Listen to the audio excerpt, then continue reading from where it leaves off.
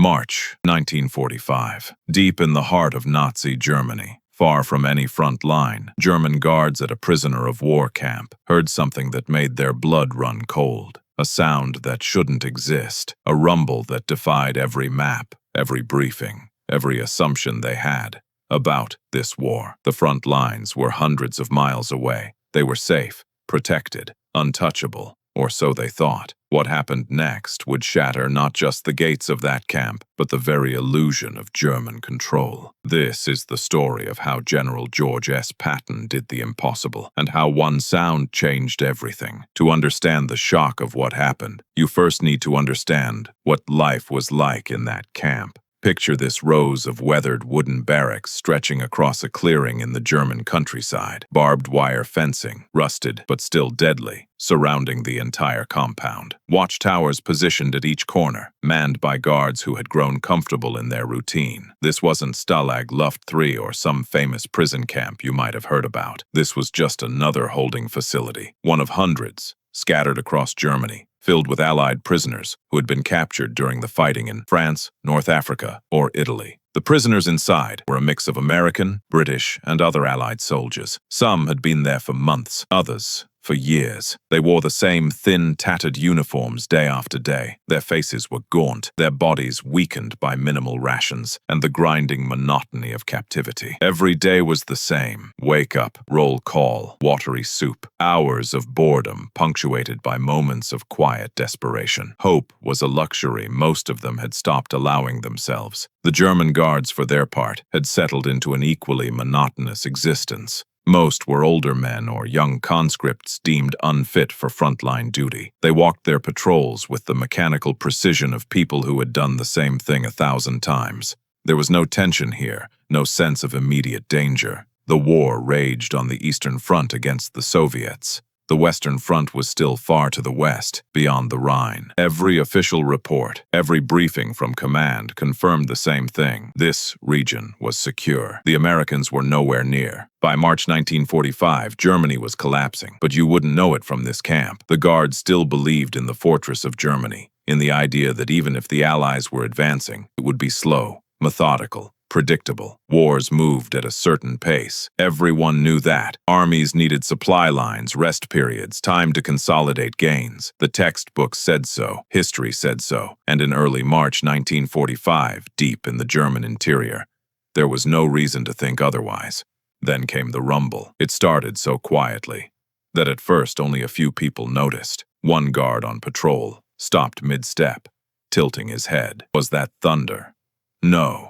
The sky was clear. Another guard in a watchtower frowned, pressing his ear toward the western horizon. Something felt wrong, but he couldn't quite place it. The sound was low, distant, but persistent. It didn't fade. Instead, it grew. Within minutes, more guards noticed. Conversations stopped. Patrols halted. The rumble was getting louder. A deep, mechanical growl that seemed to vibrate through the earth itself. It wasn't artillery fire. They knew what that sounded like. It wasn't aircraft. The sound was too low, too ground-based. One of the older guards, a veteran who had fought in France in 1940, whispered a single word: Panzer, German tanks. But that didn't make sense either. Why would German armor be moving through this area? There was no battle here, no reason for tanks. The sound continued to build. By now, every guard in the camp was aware of it. Officers emerged from their quarters, barking questions that no one could answer. What is that? Where is it coming from? Have we received any alerts from command? Nothing. No radio warnings, no messengers, no advance notice of any kind. The maps on the walls of the command post showed the front lines far to the west. This area was supposed to be a quiet rear zone, far from combat, but inside the barracks, something else was happening. The prisoners heard it too. Men who had been lying on their bunks, half asleep, sat up. Eyes that had been dull with despair suddenly sharpened with recognition. They knew that sound. They had heard it before, in North Africa when the Shermans rolled through the desert, in France when American armor broke through the hedgerows, in Belgium during the winter push. That wasn't German armor. That sound, that specific, unmistakable mechanical rumble, belonged to American tanks. Whispers spread through the barracks like wildfire. "Do you hear that? Are those Shermans? How? How is that possible?" Some men rushed to the small windows, trying to see outside. Others just sat in stunned silence, afraid to believe what their ears were telling them. Hope, that dangerous emotion they had all tried to suppress, began to flicker back to life. Could it be, after all this time, were the Americans really here? Outside, the German guards were spiraling into confusion and panic. The rumble was now unmistakable. Multiple engines, heavy vehicles, moving in formation. One guard climbed the nearest watchtower to get a better view, binoculars raised toward the western hills. For a long moment, he saw nothing, just trees. Just the rolling German countryside. Then, movement, dark shapes emerging from the tree line, steel hulls, turrets, and painted clearly on their sides, white stars. American white stars. The guard's voice cracked as he shouted down to his comrades, "Americans! American tanks!" The words hit like a physical blow. Some guards laughed nervously, thinking it had to be a mistake, some kind of hallucination. Others froze, their minds unable to process what they were hearing. American tanks. Here, hundreds of kilometers behind where the front was supposed to be. It was impossible. Impossible. What the guards didn't know, what they couldn't have known, was that they were witnessing the result of one man's audacious strategy. General George S. Patton, Jr., commander of the U.S. Third Army, had torn up every conventional rule of warfare and rewritten the playbook. While German commanders expected the Americans to advance slowly and cautiously, pausing to resupply and consolidate their positions, Patton did the exact opposite. He pushed forward with relentless, almost reckless speed. Patton's philosophy was simple. Momentum is everything. He believed that a fast-moving army created its own opportunities, that speed and shock could paralyze an enemy more effectively than overwhelming firepower. While other Allied commanders were methodical and cautious, Patton was aggressive and impatient. He drove his men hard, sometimes pushing them to the edge of exhaustion. His tank columns bypassed German strongpoints rather than getting bogged down in sieges. Supply lines stretched dangerously thin, but Patton didn't care. Keep moving. Keep the enemy off balance. Don't give them time to think, to regroup, to prepare. His subordinates sometimes thought he was insane, racing deep into enemy territory with minimal support, ignoring flanks, outrunning supply convoys. It violated every principle of conventional warfare. But Patton understood something his critics didn't. In the spring of 1945, Germany was on the verge of total collapse. Their army was exhausted, their resources depleted, their morale shattered. This wasn't a time for caution. This was a time to strike like lightning and shatter whatever resistance remained. So Patton's Third Army became a blur of motion. Sherman tanks roared down German roads at speeds that left the Wehrmacht command structure in chaos. By the time German officers received reports of American positions and tried to organize a response, Patton's tanks had already moved 50 miles further east. Entire regions of Germany suddenly found themselves behind enemy lines without ever seeing a battle. The front line didn't advance in a neat, predictable wave. It shattered and reformed like water flowing around rocks. Intelligence reports reaching German high command made no sense. How could the Americans be in 3 different places at once? How could they be attacking cities that were supposed to be secure? Maps were redrawn daily, then hourly, but they were always out of date. Patton's advance created a fog of war so thick that even his own commanders sometimes lost track of where the front line actually was. And in that chaos, places like the POW camp found themselves in an impossible situation. One day they were hundreds of kilometers behind friendly lines. The next day, without warning, without any indication that anything had changed, American tanks appeared on their doorstep. Back at the camp, panic had fully set in. The American tanks were now visible to everyone, their hulls catching the afternoon light as they rolled steadily closer. There were at least a dozen of them, maybe more, moving in a loose formation along the road that led directly to the camp. Behind them, more vehicles, half-tracks, jeeps, trucks. This wasn't a scouting party. This was an armored column, and it was coming straight for them. The German officers shouted contradictory orders. "Man the defenses! Prepare to fight!" But even as the words left their mouths, everyone knew the truth. Fight? Fight with what? This camp wasn't a fortress. It was a holding facility guarded by a few dozen men with rifles and 1 machine gun. Against a full armored unit, it would be a massacre. of the guards. Some guards grabbed their weapons out of instinct, but their hands shook. Others simply stood frozen, watching the tanks approach with the numb expression of men who had just realized their world was ending. One young conscript, barely 18 years old, looked at his officer and asked in a trembling voice, "What do we do?" The officer had no answer. There was nothing to do. Inside the barracks, the prisoners were in chaos of a different kind. Men were shouting, crying, laughing hysterically. Some fell to their knees in prayer. Others rushed to the windows, pressing their faces against the glass, desperate for confirmation that what they were hearing was real. "They're here. The Americans are here." The words passed from barrack to barrack like an electric current. Men who hadn't smiled in months were suddenly grinning through tears. The tanks reached the outer perimeter of the camp and didn't slow down. What happened next happened fast. The lead Sherman rotated its turret and fired a single shot. The watchtower on the northwest corner exploded in a shower of wood and splinters. Guards inside didn't even have time to react. They just scattered, running for cover. Another tank fired, and a section of barbed wire fence disappeared in a cloud of smoke and dust. The gates, thick wooden beams reinforced with steel, stood for exactly 3 seconds. A Sherman simply drove through them, crushing them like they were made of cardboard. The sound of twisting metal and splintering wood echoed across the compound. Behind the first tank, more Shermans rolled in, spreading out, surrounding the guard positions. American soldiers dismounted,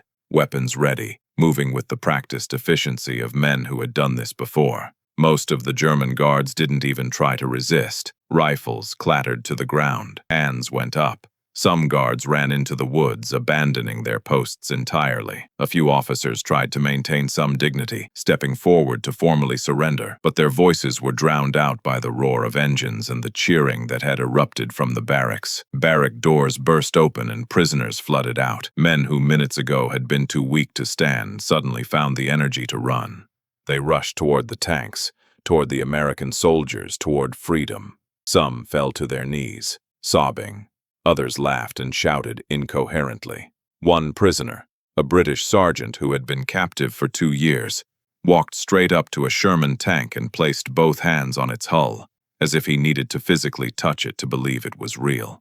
American soldiers moved through the camp with practiced efficiency, securing the perimeter, disarming the remaining guards, checking the barracks for injured prisoners. But even they seemed a bit overwhelmed by the emotion of the moment. This wasn't just another military operation. This was liberation. One American tank commander, standing in his turret, looked out at the sea of emaciated but jubilant men and had to wipe his eyes. In the hours that followed, the camp was evacuated. Prisoners were loaded onto trucks and taken west, toward Allied lines, toward field hospitals, toward home. Medical personnel arrived to treat the worst cases. Food was distributed, though carefully, because men who had been starving couldn't eat too much too quickly without getting sick. Names were recorded. Families would be notified.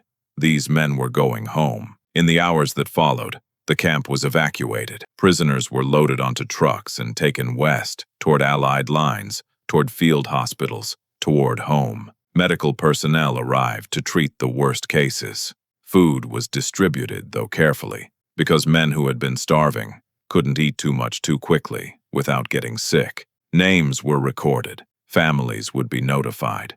These men were going home. The German guards who had surrendered were rounded up and processed as prisoners of war. They sat in stunned silence, still trying to understand what had happened. How had the Americans gotten here? How had they moved so fast? Where were the defensive lines that were supposed to stop them? There were no good answers. The war they thought they understood had turned out to be an illusion. In the days and weeks that followed, similar scenes played out across Germany. Patton's Third Army continued its relentless advance, liberating POW camps, capturing cities, and pushing deeper into the Reich. Each time, the pattern was the same. Shock, confusion, collapse. The German military machine, once considered the most powerful in the world, was being shattered not just by force, but by speed and psychological impact. For the prisoners who were freed that day in March 1945, the memory of that sound, the rumble of American tanks, would stay with them for the rest of their lives.